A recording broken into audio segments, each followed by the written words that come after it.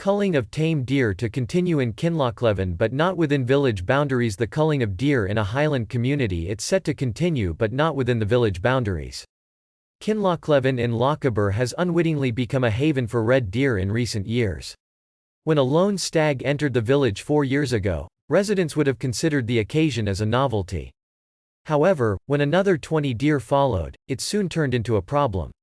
The new four-legged visitors soon split the village, with some saying the animals were a health and safety risk after there were reports of aggressive behavior and damage to gardens. Culling of the deer was soon judged to be necessary, but plans to carry this out were halted in January.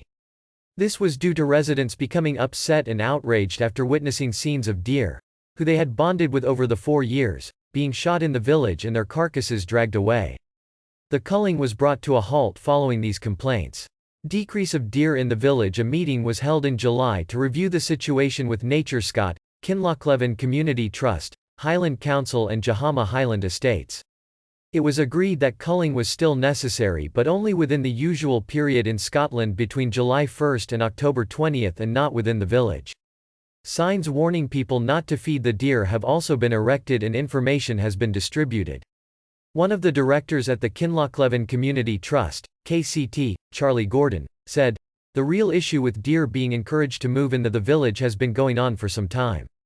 Since the deer meeting on July 11, there has been only 1 or 2 deer seen in the village, a lot less numbers than usual, and no reports of anyone being approached by any deer.